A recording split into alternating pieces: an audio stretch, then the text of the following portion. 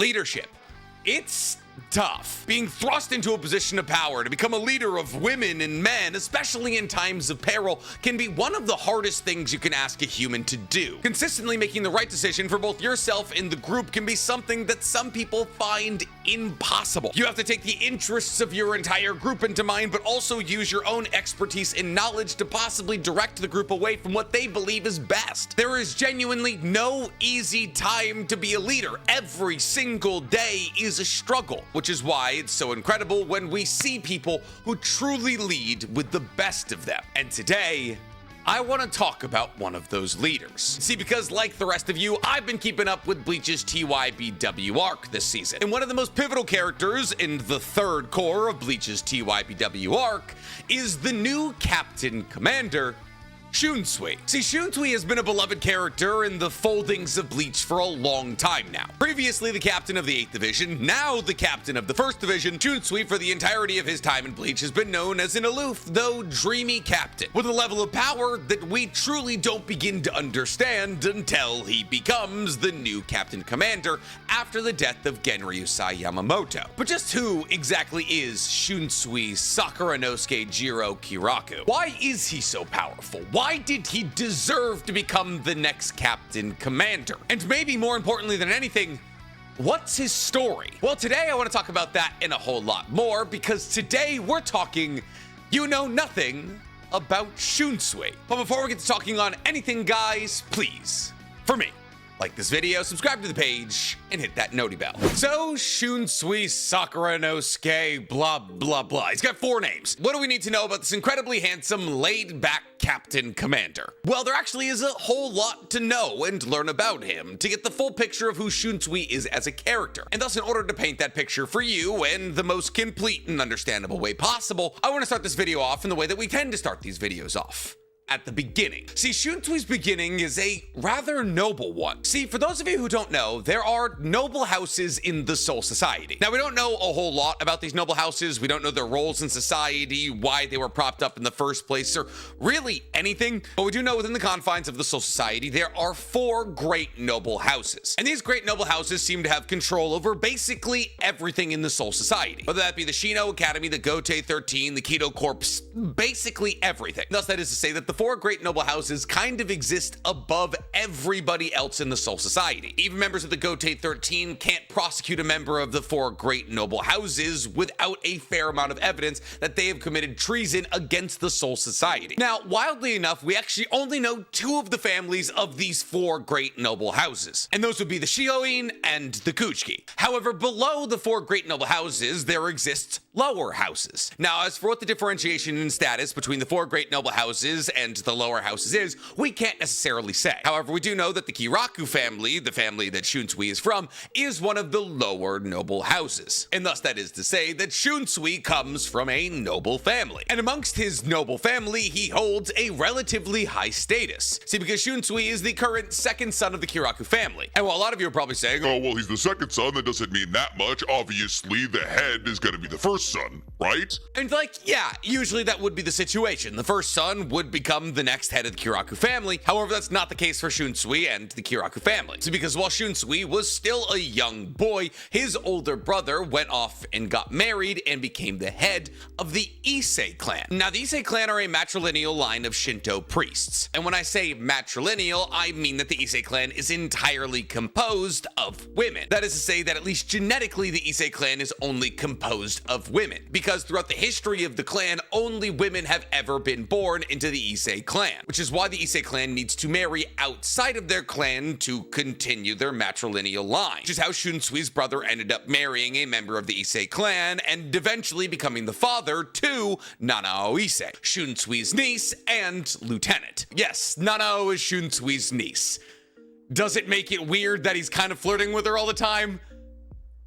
A little bit. But why am I talking about the Issei clan and Shunsui's older brother? Well, because they're all very important in the development of Shunsui as a character. See, Shunsui and his older brother initially didn't get along all that well. However, after Shunsui's older brother decided to marry into the Issei clan, he found living with his brother more comfortable, more tolerable. And Shunsui realized with time that the reason that he was becoming more friendly with his older brother was because in actuality, the kindness of Nanao's mother, the member of the Issei clan that Shunsui's older brother married, was mellowing out his older brother slowly but surely. That is to say that love was softening him. However, unfortunately, amongst the Issei clan exists a curse. A curse that states that any man who joins the clan will die in early death. Even if a man married into the family, divorced his Issei wife, and then married into another family, he would still die in early death. And thus to marry into this matrilineal family was a kiss of death. And unfortunately, eventually, that kiss of death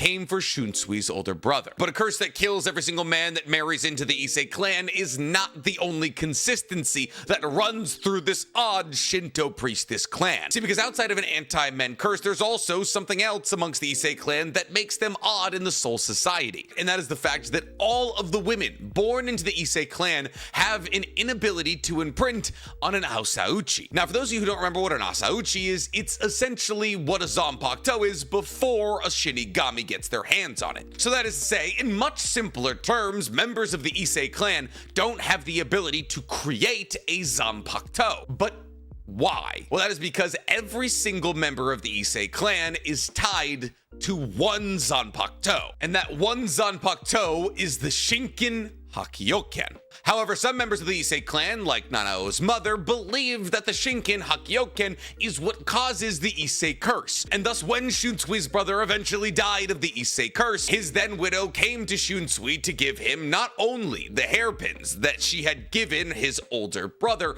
but also to give him the Shinken Hakkyoken, all the while assuring him that him holding onto the Zanpakuto would not inflict him with the Issei curse. And Shunsui, out of love and respect for the woman that had managed to soften his older brother and give him a life, albeit a short one, of love, decided to grant her request, taking this ceremonial and incredibly important sword to the Issei clan into his own possession. And right here is where we begin to truly understand who Shunsui is as a character and how he was formed into the captain commander we all know and love now. Because while to many, Shunsui seems like a lazy womanizer who throws the rules of the Soul Society out the window whenever he gets a chance, in actuality, he's a person whose early life was scarred with trauma as it related to love in lineage. See, Shunsui, with the death of his older brother, became the head of a lower noble house, a role that would usually come with an insane amount of responsibility. And yet Shunsui saw his older brother, somebody he eventually grew to respect, give up the possibility of that title to marry into a family that almost guaranteed his early death, all for love. And upon eventually dying from the inevitable curse of marrying into this family, the woman that his older brother left behind entrusted Shunsui with a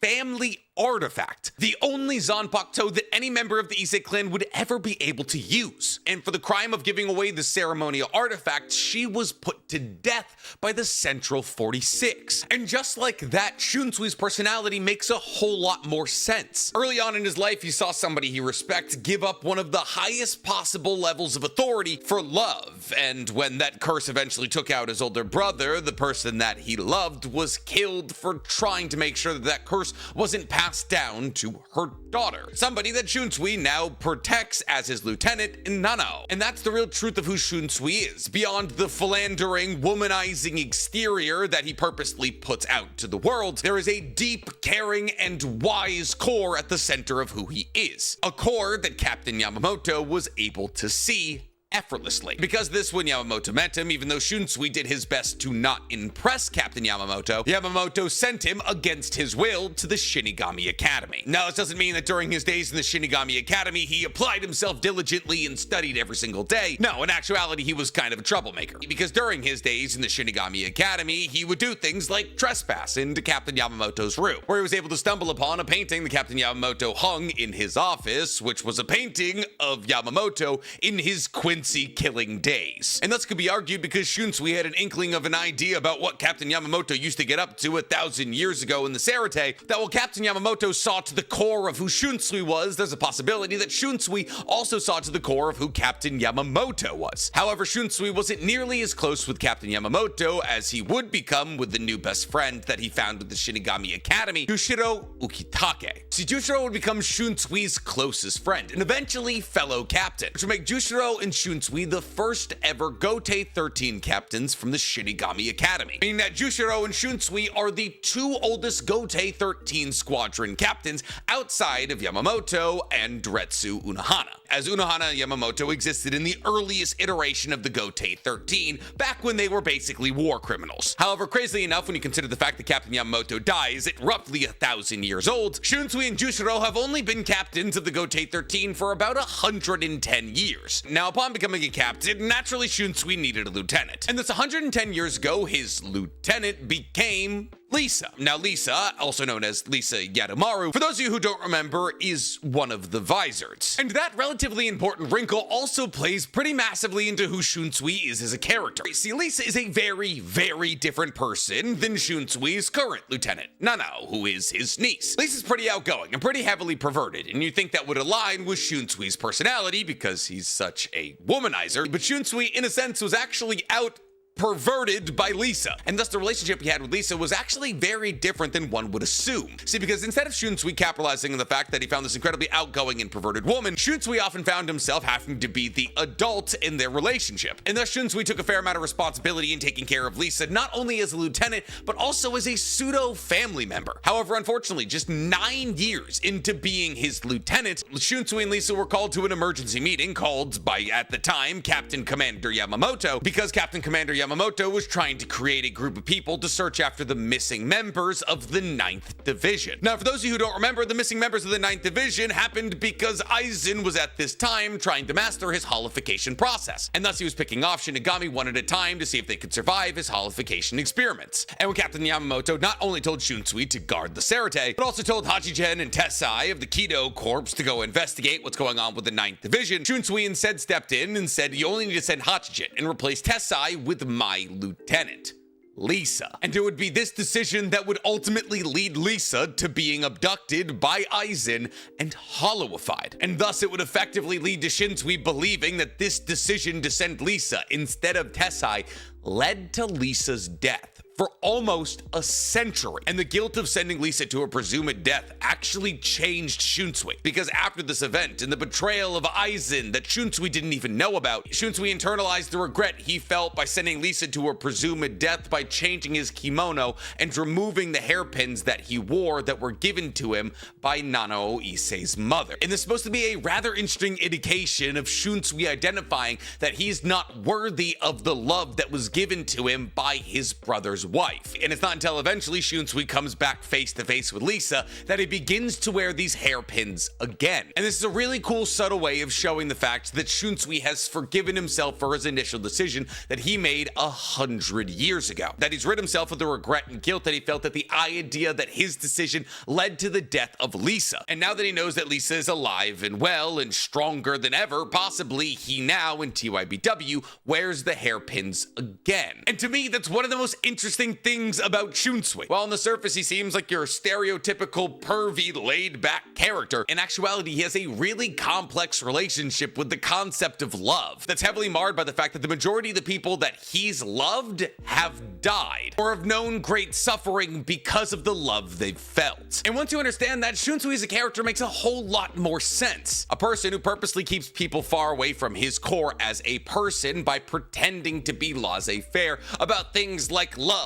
and being with women, something that very few people have ever been able to see through, with the list really only boiling down to Captain Yamamoto, Captain Ukitake, Lisa, and Nanao. And 3 out of those 4 people Shunsui has had to deal with in some capacity the loss of. And thus, if you're Shunsui and you're batting 75% on the loss of the people that you let get to know your true soul, yeah, you'd probably keep people at arm's length as well. Enough about who Shunsui is as a person. Who is Shunsui as a captain? Or, as a fighter. See, because while Shunsui as a person is rather complicated, Shunsui as a fighter is even more so. See, because while Shunsui often begins his battles with talking about how little he would like to begin his battle, Shunsui as it currently stands is most likely, if not the strongest member of the Soul Society, the second strongest member of the Soul Society. And this has been proven time and time again. The first real time that we got to see the upper bounds of Shunsui's power levels was in his fight against the #1 Espada in Coyote Stark. Now, for those of you who don't remember, the Espada were ranked by their power, and therefore the #1 Espada was supposed to be the most powerful Espada, except for there was a 0 Espada who was technically stronger than Coyote Stark. But still, this means that Shunsui did the majority of the important fighting against the second strongest Espada in the universe. Because while obviously Shunsui was helped in this battle by Captain Ukitake and the Vizards, all of the important aspects of this battle that eventually led to Coyote Stark being defeated happened because of Shunsui. And while this did require for Shunsui to use his Bankai, in the moment there was still a whole lot of mystery about the techniques that Shunsui was using, and as to whether or not they pertained to his Bankai at all. But since we're talking about his Bankai, and therefore by extension his Shikai and Zanpakuto, let's talk about Shunsui's weapons. Because while Shunsui as a person is obviously the largest reason that Shunsui is one of the more powerful people in the Serite, Shunsui also has a uniquely powerful Zanpakuto. Shunsui's Zanpakuto name is Katen Kyokotsu, and his Zanpakuto exists as a Daisho sword pair, consisting of a Tachi and a Wazakashi, two swords of slightly differing lengths. Now he's able to use these swords with equal proficiency in either hands, and Shunsui actually uses the fact that both of these swords are just ever so slightly different in size to his advantage, as he'll often switch these blades between his hands to throw off his opponent who's trying to gauge exactly how long his swing distance is. Oh, I'm sorry, I lied earlier. Shunsui didn't use his Bankai in the battle against Coyote Stark. I'm misremembering. The first time that we see his Bankai used is in the battle against the ex-Stern Ritter. He just has a ridiculous amount of abilities tied to his Shikai, which makes the battle against Coyote Stark all the more impressive. Kind of, because it didn't require for Shunsui to use his Bankai, but at the same time, he probably couldn't have used his Bankai, because his Bankai, a bit like Shinji's, can't necessarily be used around people he doesn't want to kill. But since we're talking about his Bankai and his Shikai, let's go ahead and talk about first his Shikai. Shunsui's Shikai command is, and I'm going to read this in Japanese, Hanakaze Mirate Kashi Naki Tenpu Mirate Tenma Wararu. Also known as English, the flowery winds become disturbed, the god of flower sings, the heavenly wind becomes disturbed, the devil of heaven sneers. Yeah, imagine trying to get all that out mid-combat. Renji's is Roar Zabimaru. This is a consistent theme with Shunsui. All of his release commands are ridiculously long, and that's probably symptomatic of the fact that he has 4 names. Anyways, upon the release of Shunsui's Shikai, he gets the ability to turn children's games into reality. Kind of. It's more like his Zanpakuto gets to make up a couple of rules, and anybody within the radius of his Ryatsu is forced to abide by those rules. See, because, well, yes, absolutely, all of the rules applied to those within the radius of Shunsui's Ryatsu do tie their roots back to children's games from Japan. But how those rules manifest is highly edited by Shunsui's Zanpakuto. And those rules, aka children's game, present themselves in a whole lot of different ways. In fact, I would argue that Shunsui's Shikai has the most abilities out of any Shikai we see in Bleach. Shunsui's first Shikai ability is known as Bushugama, which sees Shunsui spinning his blades in opposite directions to create 2 essentially tornadoes that combined into one. If this torrent of wind hits an opponent, it can not only slice them to shreds, but it also highly disorients them because they're in the middle of a man-made tornado. And this technique has been shown to be so powerful that it can counteract high-level Sero blasts. And to remind you guys, Sero blasts are essentially like Kido for a Rancor. Now, Bushugama ties its roots back to a spinning top game that children play in Japan. Up next, there's Takaoni, a technique that allows for Shunsui to teleport directly above his opponent. And it's based off a children's game that states who's ever higher up wins, which is presumably a game that kids will play against each other to see who will climb higher on a structure like a tree, a building, or a playset. After Takaoni, there is Kageoni, a game and therefore a move that states whoever gets their shadow stepped on loses. And however, with this loose interpretation, Shunsui is able to manipulate shadows at will, being able to not only pop out of his enemy's shadows and attack them from behind,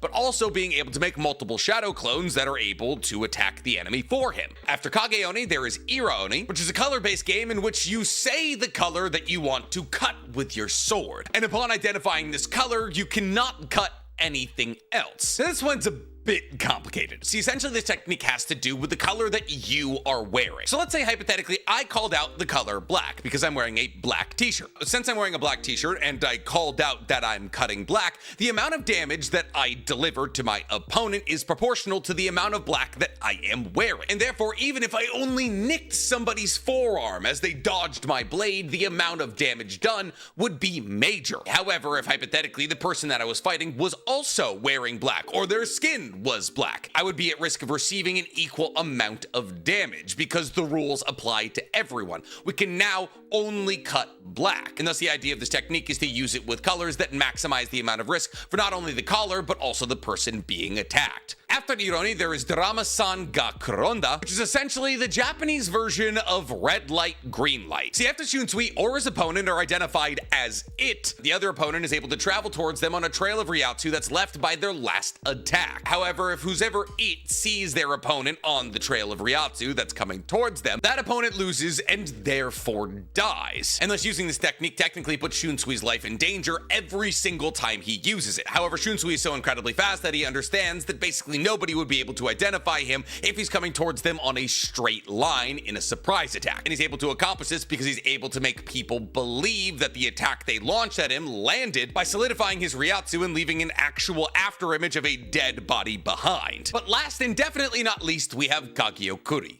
which is exactly what I just explained. It's solidifying your Ryatsu to leave an actual physical afterimage. But enough about his ridiculously complicated Shikai release, let's talk about his ridiculously complicated Bankai release. Because Shunsui's Bankai, which we just recently saw on TYBW, is not only one of my favorite Bankai in the entirety of Bleach, but it also definitely has my favorite Bankai release call, Katen Kyotsu Karamatsu Shinju. See, like we already established, Shunsui uses his Bankai as a last resort, because he doesn't want his allies caught up in its effects. See, after taking his two blades and thrusting them into the ground, which creates tendrils of trees that grow out on the ground from where the blades are thrust in, and altering the perception of the world for all of those in the radius of the Bankai, making them feel as though the world has become a gloomier place, Shunsui's Bankai forces both Shunsui and who's ever caught in it to live out the events of a tragic play. A play based on the double suicide of two lovers, and therefore each of the four techniques are supposed to represent one of the four acts of this tragic play. The first act, and therefore first technique of this Bankai, shares all wounds inflicted on Shunsui and his opponent between each other. That is to say that if Shunsui and or his opponent have injured each other, they will get each other's injuries. The second act, or second technique, leads to Shunsui's opponent getting black dots all over their body that lead them to bleed profusely. The third act leads for both Shunsui and his opponent to be engulfed in a giant inescapable ocean of water. And the fourth and closing act of this Bankai explodes the head of Shunsui's opponent, meaning if you can't survive having your head exploded, this Bankai is instant death. And thus, while most Bankais in their purest form are supposed to boil down to instant death, Shunsui's Bankai more than most seems to guarantee it, making it undoubtedly one of the most powerful Bankai we've ever seen, which makes sense when you consider the fact that it is also one of the most powerful Shikai we've ever seen, wielded by one of the most powerful people in the Zerate. And when you consider the fact that both Shunsui and Ukitake's Ryatsu has been said to be incomparable to all of their peers and predecessors, the fact that he's able to power a Bankai this powerful also makes sense. So with all of that said, yeah, it makes a whole lot of sense that Shunsui was selected as the captain commander. Outside of maybe Kenpachi Zaraki, he is the strongest person in the Zerate. And honestly, that'd be a pretty good fight. But with that final piece of information, you now know everything that you could ever possibly need to know about Shunsui. Or should I say Shunsui Sakuranosuke Jiro Kuraku. And I hope now that you know everything that you could ever possibly know about Shunsui, you appreciate him just a little bit more as the captain commander. And if you do, or if this video taught you anything about Shunsui that you didn't previously know, tell me in the comments below. And while you guys are down there, please, for me, like this video, subscribe to the page, and hit that noti bell. Now I'm gonna go take some throat coat tea. It's not what it sounds like.